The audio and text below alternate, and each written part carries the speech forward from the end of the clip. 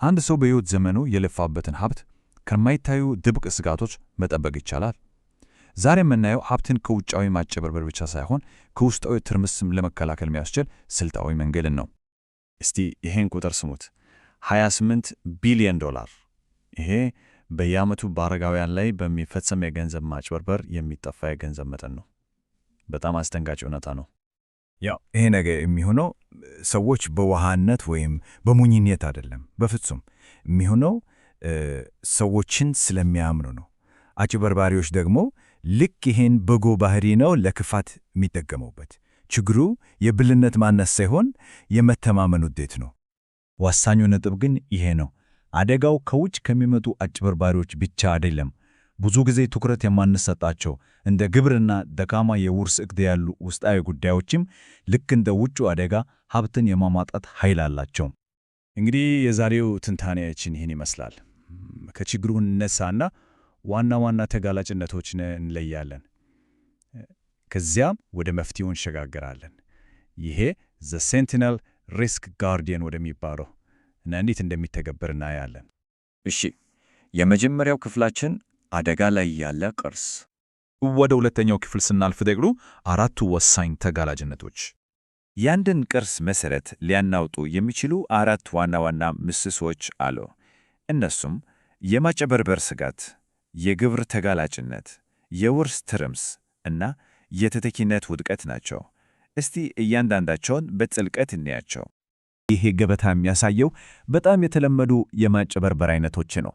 ግን በጣም የሚያስደነግጠውን ነገር ምን መሰላችሁ? ጥናቶች እንደሚያሳዩት አረጋውያን ለእነዚህ ማጭበርበሮች የመጋለጥ ዕድላቸው ከሌላው የህብረተሰብ ክፍል በ3 እጥፍ ይበልጣል። 3 እጥፍ። የግብር ተጋላጭነት ደግሞ ሌላኛው ትልቅ ራስ መታት ነው። በተለይ በተለያዩ ሀገራት ንብረት ላላቸው ሰዎች ሕጎቹን አለማክበር በጣም ትልቅ ዋጋ ያስከፍላል። ለምሳሌ ይሄ ኤፍቢአር የሚባለውን ነገር እንመልከት። አንድ ቅጽ ባለመሙላት ብቻ $100,000 በላይ ቅጣት ሊጣል ይችላል። አስቡት እስቲ። የውርስ ትርምስ ማለት ይሄ ነው። ዕቅድ ከሌለ ንብረት በፍርድ ቤት በኩል ያልፋል።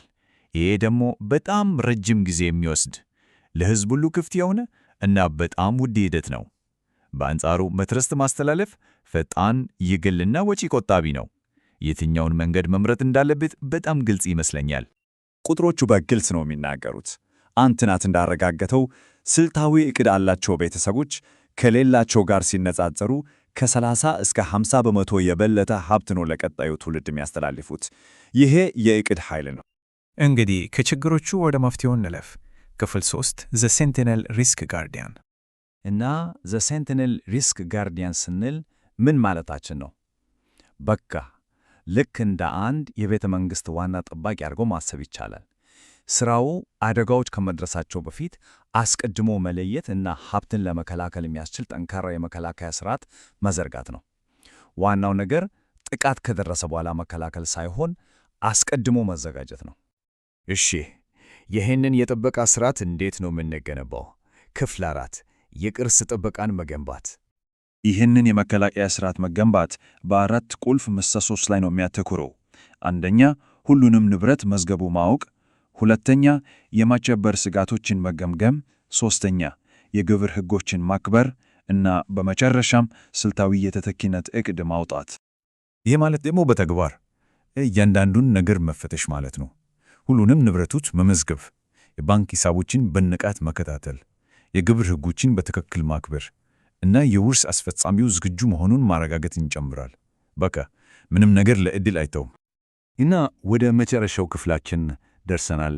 ከስልት ወደ ባላደራነት። የዚህ ሁሉ ልፋት የመጨረሻው ውጤት ምንድን ነው?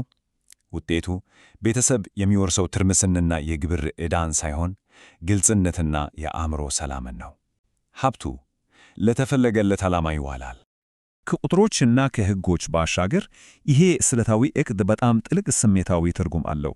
በእርግጥም አንድ ሰው እንዳለው ከሁሉ የላቀ የፍቅር መግለጫ አለው። ይሄ በሕይወት ዘመን የተገነባን ነገር የመጠበቅን ቁርጠኝነት ነው የሚያጎላው። አንድ ነገር ገነብቻለሁ፣ ለፍሼበታለሁና ለቤተሰቤ ሳይጎድል መድረሱ ላረጋግጣለሁ የሚል ጠንካራ መልእክት ነው። ስለዚህ ትንታኔያችንን በዚህ ወሳኝ ጥያቄ እንዝጋ። ቅርስ የሚገነባው በተስፋ ላይ ነው ወይስ በሥርዓት ላይ? መልሱ ሁሉንም ነገር ይለውጣል።